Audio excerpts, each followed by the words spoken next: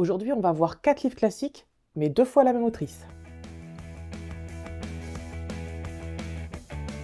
Bonjour, bienvenue dans cette nouvelle vidéo. Alors aujourd'hui, j'avais envie de vous parler de mes lectures de classiques sur ces derniers mois.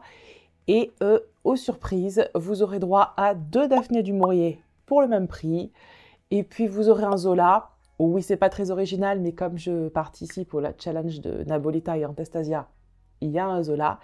Et puis, il y aura un Romain Gary. Alors, je vais vous les présenter dans l'ordre où je les ai lus. Et on va commencer par un livre de Daphné du Maurier que j'ai lu en lecture commune avec toujours les mêmes personnes sur Instagram. Ça fait plusieurs fois qu'on lit des livres de cette autrice ensemble. On adore. Et là, on a lu L'Auberge de la Jamaïque. Et ce que je peux vous dire d'entrée de jeu, il n'y a pas de suspense. On a toutes adoré. Mais vraiment, un livre super chouette. Alors, L'Auberge de la Jamaïque est un livre policier paru en 1936. Et ce livre a été très rapidement adapté dès 1939 par Alfred Hitchcock, qui adore adapter les œuvres de Daphné du Maurier. L'action de ce livre, comme son nom l'indique, se passe à l'Auberge de la Jamaïque. Mais c'est pas en Jamaïque, c'est dans les Cornouailles, en Angleterre. C'est une auberge qui a vraiment existé, qui existe toujours, qui a été bâtie en 1750, dans laquelle Daphné du Maurier a séjourné. Elle s'est inspirée du lieu pour écrire son roman. Et ensuite, à la faveur de l'éclatant succès de ce roman, l'auberge est devenue une sorte de lieu de rendez-vous pour les fans du livre. Et elle a été classée il y a quelques années, c'est un bâtiment protégé. Donc aujourd'hui encore, si vous voulez, vous pouvez aller visiter l'auberge de la Jamaïque. Alors, l'auberge de la Jamaïque, dans le livre, est un repère de malfrats, de bandits, de pirates. Nous suivons une jeune héroïne qui s'appelle Mary et qui se retrouve orpheline. Et sa mère, sur son lit de mort, lui dit qu'elle doit partir en Cornouailles, rejoindre sa sœur, donc la tante de Marie, pour vivre avec elle. Donc Marie entreprend ce chemin, se retrouve à l'auberge de la Jamaïque, découvre une tante totalement affaiblie, extrêmement diminuée, face à son mari qui est une espèce de géant. Et avec cette ambiance d'auberge, de repères un peu douteux, Mary se retrouve très vite prise dans une espèce d'ambiance un peu glauque, un peu noire, comme c'est si bien les décrire Daphné du Maurier. Et c'est vraiment le point fort du roman, c'est tout ce qui se passe dans cette lande anglaise. On est vraiment dans la grande tradition du roman romantique et gothique à la Sœur Brontë. On a tout, hein, la grande lande avec le vent, la pluie, les tempêtes, la noirceur, la moitié du bouquin qui se passe dans le noir ou dans la nuit. Enfin, même quand c'est éclairé à la bougie, on a l'impression qu'on n'y voit jamais rien, que toutes les portes grincent, tous les planchers craquent. C'est génial. Vraiment, n'importe quel roman qu'on lise de Daphné du Maurier, son talent, c'est la description, c'est l'ambiance, c'est ce qu'elle arrive à faire passer à travers les mots. Elle vous imprègne de cette ambiance glauque qu'elle aime tant décrire et c'est absolument génial et toujours super bien réussi. Et puis, comme toujours, je crois que je l'ai déjà dit pour ses romans précédents, mais à travers cette noirceur qu'elle décrit, cette lande battue par les vents et les pluies et les tempêtes, c'est toujours l'âme humaine qu'elle décrit, l'âme humaine et ses noirceurs. Et dans celui-ci, on est servi, hein, parce qu'alors, le propriétaire de l'auberge de la Jamaïque, le frangin, tout ce monde qui gravite autour, il y a un autre personnage aussi qui apparaît en cours de roman, etc., tous, mais on se dit, mais il n'y en a pas un pour rattraper l'autre. Cette pauvre Mary, au milieu de tout ça, mais comment va-t-elle s'en sortir ? Honnêtement, elle a été super courageuse. C'est vraiment une héroïne que j'ai adorée, une vraie battante. Elle est très différente des héroïnes ou des héros que j'ai pu lire dans les autres livres de Rebecca du Maurier. Là, vraiment, elle est active. Elle donne de sa personne, elle ne se laisse pas faire. Moi, à sa place, je me serais barrée. Hein. En lisant le roman, j'arrêtais pas de me dire « Mais pourquoi elle reste ? Mais pourquoi elle reste ? Mais reste pas !» Tu vois bien que tu es entourée de gens... elle est restée. Non, c'était vraiment une super héroïne. Et puis, quel suspense, ça. On dit que c'est un livre policier. Alors, c'est pas un livre policier au sens premier du terme, mais en termes de suspense, on est vraiment dans la catégorie du polar qui vous emmène et qui force le lecteur à se poser des questions, à essayer de comprendre. Et nous, je me souviens que quand on le lisait avec les filles sur Insta, on élaborait plein de possibilités, on était à fond, on en parlait, on était cœur battant avec Mary et tout ce qui se passait. C'était vraiment chouette, quoi, parce qu'on a envie de savoir, de deviner, de comprendre. Et puis au-delà de la description, l'autre point fort de Daphné du Maurier, c'est les personnages. Donc évidemment Mary, évidemment la tante, dont on ne sait que dire et que faire, Jem, donc le frère de son oncle par alliance. Voilà, tous ces personnages, la façon dont ils sont décrits, la façon dont ils ont amené et la façon dont ils interagissent avec le personnage de Mary est hyper intéressant et parfois très surprenant. Ça aussi, ça rend le roman très palpitant. Le lecteur est toujours surpris et un petit peu mis à mal par ce qui va se passer. Donc voilà, c'est vraiment un roman que j'ai adoré, qui restera pour moi, je pense vraiment parmi mes romans favoris. Juste la fin, quoi. Ouais, je sais pas, la fin. Alors, c'est pas la première fois que je me rencontre. Je crois que Daphné du Maurier, la fin, elle s'en fout. Elle met tout dans l'écriture, l'ambiance, les décors, les personnages. La fin, elle s'en tape le coquillard. Cette fin-là ne m'a pas plu du tout. J'ai trouvé que c'était une fin antiféministe. Après, c'est une fin plausible. Et il n'est écrit nulle part que Daphné du Maurier était la plus grande féministe du siècle. Donc voilà, c'est juste moi avec moi. Et je dois être honnête avec moi-même, je n'ai pas aimé cette fin. Mais ça n'en reste pas moins un bouquin génial que j'ai adoré lire et que je pense que je vais offrir souvent. Ça va devenir un livre que je vais prendre plaisir à offrir parce que je trouve qu'il est facile à lire et en même temps qu'il a plein de qualités. Et on enchaîne avec Émile Zola et La Curée. La curée, qu'est-ce que c'est la curée? Au sens premier du terme, la curée, c'est à la fin d'une chasse, quand les chiens se partagent les boyaux de la bête qui a été chassée. Autant vous dire que c'est une image très très forte. Et je pense qu'en donnant ce titre à ce roman, Zola voulait vraiment indiquer à quel point ce qui se passe à son époque et à quel point ce qu'il va décrire dans ce roman, il a détesté ça. C'est une image d'une force et d'une violence vraiment extrême. Aujourd'hui, on s'en rend peut-être plus trop compte parce que la curée, c'est pas un mot qu'on utilise tous les jours. Mais pour l'époque, c'était vraiment très violent et c'est pas un hasard. Sur ce roman, Zola a été accusé d'obscénité. Alors, c'est pas la première fois qu'on accuse Zola de ceci ou de cela.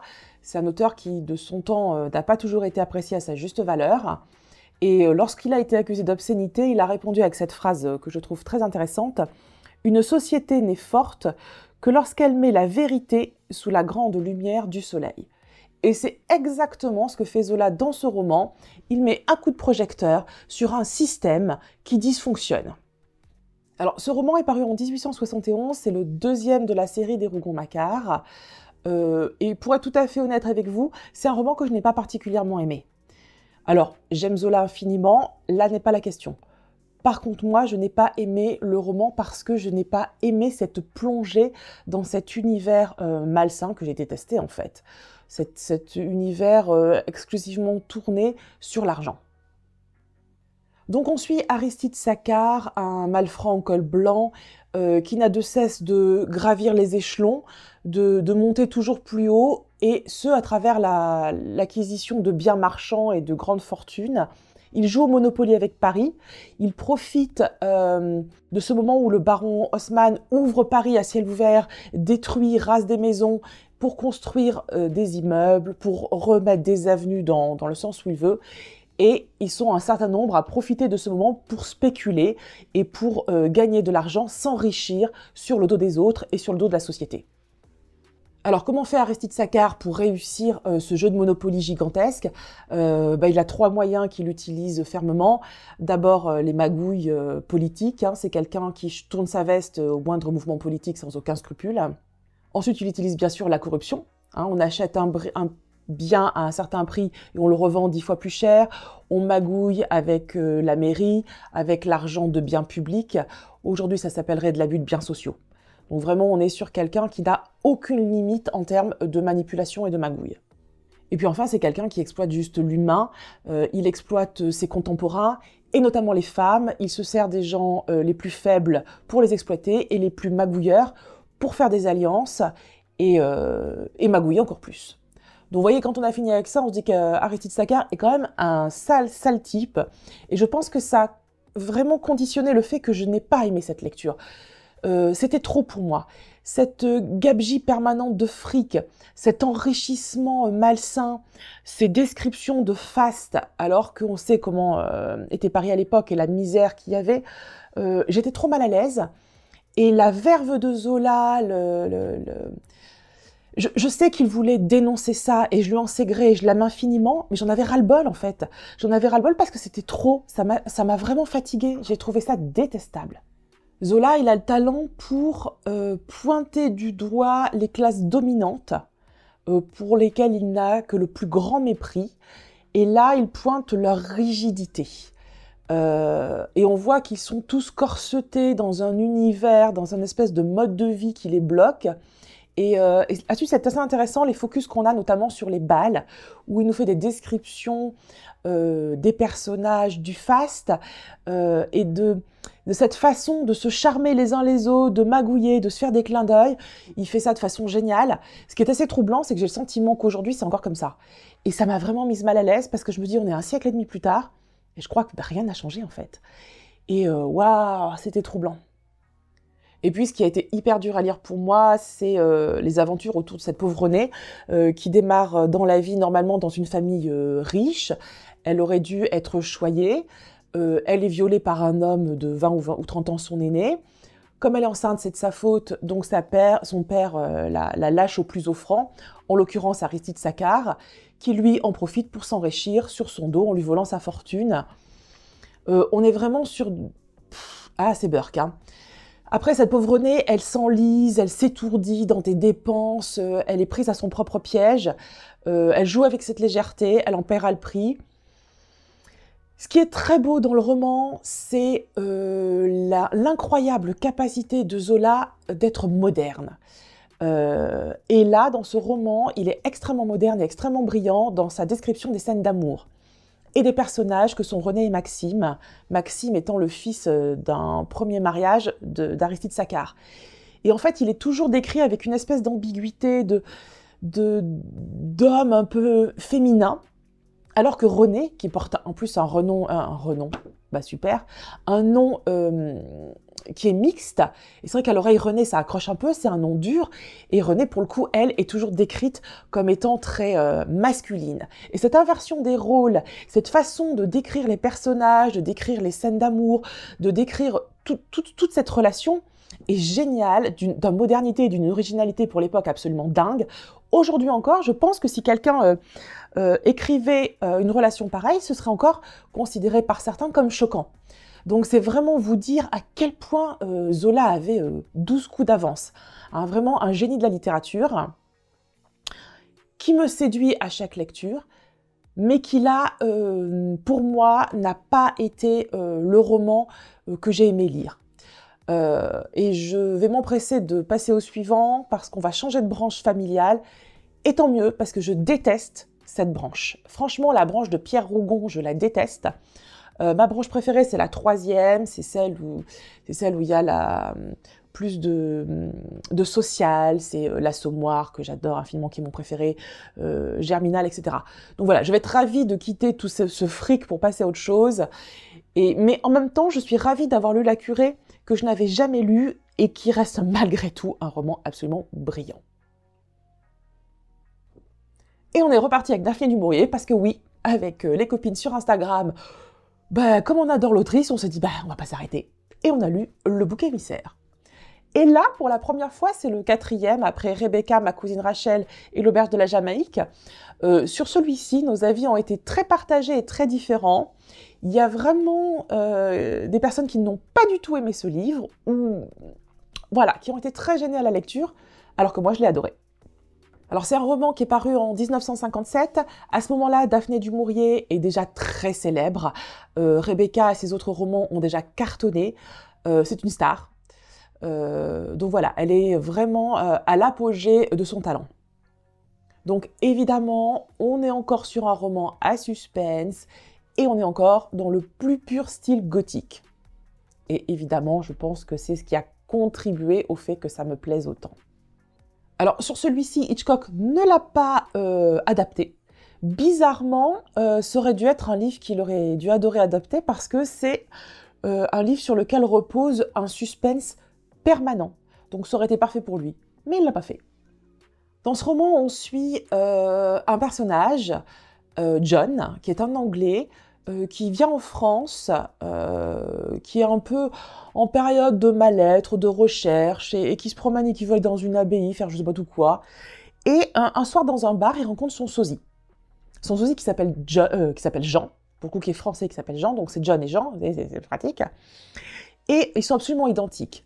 Et alors, devant cette chose étonnante, ils discutent, ils prennent un verre, ils finissent par s'enivrer, et au matin, John, je vais me tromper, oui, John, se réveille avec les habits de Jean et toutes les affaires de Jean et John. Non, merde, je sais que je vais m'embrouiller. Alors attendez, donc c'est Jean qui s'est barré et voilà. Et John, qui ne savait pas quoi faire de sa peau, qui était un peu en perdition, se retrouve à se dire bah, je vais jouer le rôle de cet homme qui en plus a plein de fric, a une grande maison, a une famille. Moi, j'ai personne, je m'emmerde dans la vie. Allez, j'y vais, je vais jouer à être Jean. Bon, on est d'accord, on est chez Queen Daphné, ça va pas très bien se passer, hein, on le sait.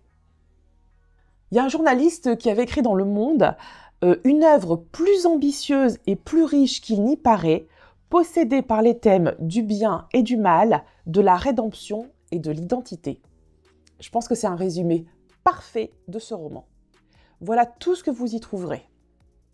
La spécificité du roman, c'est que les deux personnages, on les voit, en tout cas, Jean, on le voit quasiment pas. Du coup, on a John qui interprète les deux personnages avec toujours cette ambiguïté de il est John, il est Jean.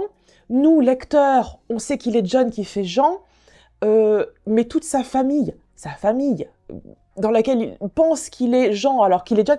Et vous avez tout un jeu comme ça, une construction de jeu en miroir, de regard qui est hyper bien faite, qui fonctionne, et qui place le lecteur en position de sachant. Et du coup, ça induit une espèce de complicité qui est hyper bien faite. Là encore, je ne vais pas vous vanter le talent de Daphné du Maurier. Ça fonctionne hyper bien. Enfin, moi, j'ai adoré. Et puis, ce qui est malin de sa part, c'est que ces deux personnages sont absolument similaires et absolument opposés. Donc, ils sont physiquement extrêmement semblables, ils ont le même nom, et pourtant, ils sont à l'opposé. Bien évidemment, Jean, s'avère être quelqu'un de très humain, de très gentil, qui va presque remettre de l'ordre dans cette famille dysfonctionnelle, alors que Jean y avait foutu le bazar parce que c'est un gros égoïste. La question qui taraude le lecteur pendant tout le temps, c'est « mais comment ça va se finir cette affaire ?» Je crois que c'est la première fois que je lis un roman de Daphné du Maurier écrit à la première personne, mais en l'occurrence, c'est un bon choix et ça fonctionne très bien. Là encore, on est dans l'intimité avec le personnage, donc on a ses pensées, ses envies, ses déductions, ses interrogations. On est avec lui en se disant « attention, te loupe pas, il faut que tu agisses comme ça, il faut que tu agisses comme ça. » Oups! Et ça fonctionne super bien. Dans ce roman, on a aussi, et c'est super chouette, je trouve, le regard d'une Anglaise sur la France.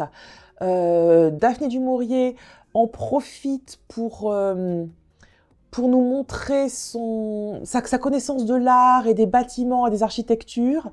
Et régulièrement, vous avez des références dans le texte à la valeur des choses. Et je pense que c'est juste Daphné du Maurier qui se fait plaisir, elle a vécu en France, elle aime la France, et à ce moment-là, elle pointe du doigt toutes ces petites choses, et à travers le roman, on entend un petit peu la voix de Daphné, et j'ai vachement aimé ce côté-là. Un roman qui est sans doute plus surprenant que d'autres dans l'œuvre de Daphné du Maurier, mais qui pour moi a été une vraie réussite, et j'ai adoré le lire. Et on enchaîne avec La promesse de l'aube de Romain Gary. La promesse de l'aube est un livre paru en 1960 et qui a été adapté 2 fois au cinéma, une fois par Jules Dassin en 71 et puis plus récemment dans les années 2000.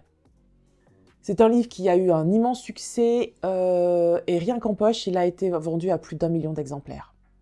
Pour cette lecture encore, j'ai fait une lecture commune avec Isabelle, que j'ai rencontrée aussi sur Instagram. Oh, qu'est-ce qu'on fait comme belle rencontre sur Instagram? Et c'est vrai que c'est toujours sympa de lire en échangeant. Alors, La promesse de l'aube, c'est quoi? C'est un livre sur l'amour maternel. Romain Gary a dit que c'était un livre qui avait des tendances autobiographiques, mais qui n'est pas un livre autobiographique à proprement parler. Alors on y suit le parcours, le chemin de vie de Romain Gary et de sa mère. Et le personnage principal, et c'est en ça que ce n'est pas une biographie, une autobiographie, ce n'est pas le fils, mais bien la mère. Et c'est ça qui est magnifique, c'est que c'est la description de la relation entre un fils et sa mère, une mère totalement excessive, une mère d'origine russe qui déboule en France, qui n'a pas d'argent, qui va trouver des moyens de dingue pour subvenir à ses besoins et que son fils ait toujours ce qu'il y a de mieux. Une femme avec, comme disaient les Américains, bigger than life, c'est-à-dire qu'avec un caractère, un charisme et une folie absolument extraordinaire. Et ce que j'ai trouvé le plus beau dans le roman, et c'est ça qui fonctionne, c'est que vous avez l'alternance de points de vue entre le petit garçon qui vous décrit sa mère, il est embarrassé, il est gêné, elle en fait trop, elle est totalement excessive et frappe à dingue, donc lui, en tant qu'enfant, il est vraiment embarrassé. Et puis vous avez le regard de l'adulte, de Romain Gary adulte qui écrit et qui a un regard tellement tendre et tellement amusé sur sa mère parce qu'en fait, ce qui peut être gênant à 8 ans, eh ben à 30 ans, ça vous fait rire. Et vous avez sans cesse ce décalage, ça fonctionne hyper bien. Moi, j'ai ri, mais j'ai vraiment ri à certains passages. J'ai trouvé que c'était une déclaration d'amour à sa mère comme j'en avais rarement lu. Les parties les plus drôles dans les excès de la mère, c'est quand elle ambitionne tout un tas de trucs pour lui. Alors il faut absolument qu'il devienne un truc très grand. Alors il faut soit qu'il soit général d'armée, soit qu'il soit le plus grand peintre, le plus grand danseur, le plus grand tout.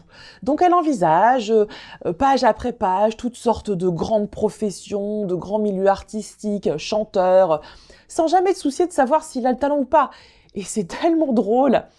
Et ce qui est absolument incroyable, c'est que son fils finira dans l'armée, il sera gradé, il deviendra ambassadeur de France à l'étranger et deviendra un grand écrivain qui sera le seul écrivain à obtenir 2 fois le prix Goncourt. Est-ce que la motivation d'une mère, ça vous parle? Bon sang, quel talent! Moi, je veux dire, qu'est-ce qu'on ferait sans nos mères?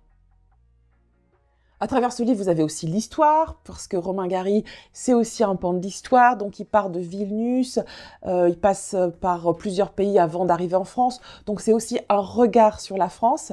Puis, sur la fin du roman, vous avez sa participation à la Deuxième Guerre mondiale. Donc, voilà, c'est aussi un regard sur l'histoire française, sur la société. Vous avez beaucoup de passages sur comment réussir dans la vie, comment pouvoir gagner de l'argent, comment pouvoir subvenir à ses besoins. C'est vraiment un regard fort sur la société de l'époque. Dans le livre, le personnage de Romain Gary, enfant, passe son temps à gribouiller sur des carnets, à écrire des pseudonymes. Et il passe des années et des années à chercher un pseudonyme. Parce que pour être un grand écrivain, il faut absolument avoir un pseudonyme.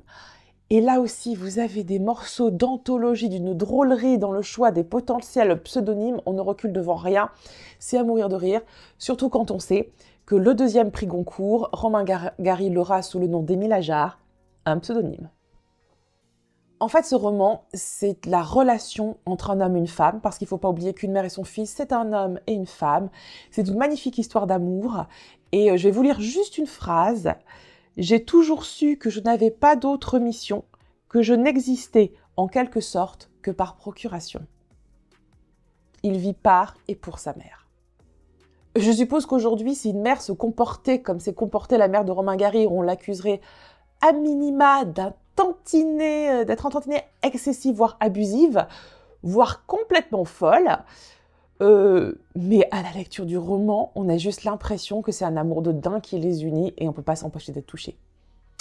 Alors, j'ai envie de vous dire, si vous n'avez pas encore lu La promesse de l'aube, bah lisez-le, il est vraiment trop bien. Voilà, 4 classiques, 4 livres alors j'allais dire 4 livres que j'ai aimés. Bah non, je vous ai dit que le Zola, je l'ai pas aimé. Bon, en fait, si, je l'ai aimé, mais vous savez pourquoi je l'ai pas aimé. Mais 4 livres que je peux vous conseiller de lire de façon très tranquille, selon vos goûts. Je suis sûre que dans ce que je vous ai décrit, vous trouverez des livres qui vous plaisent. Voilà, cette vidéo est maintenant terminée. Je vous remercie de l'avoir écoutée, regardée, d'avoir suivi. Comme d'habitude, n'oubliez pas de liker, de commenter, ça aide au référencement. Je vous en remercie. Je vous dis à la semaine prochaine pour de nouvelles lectures et je vous embrasse.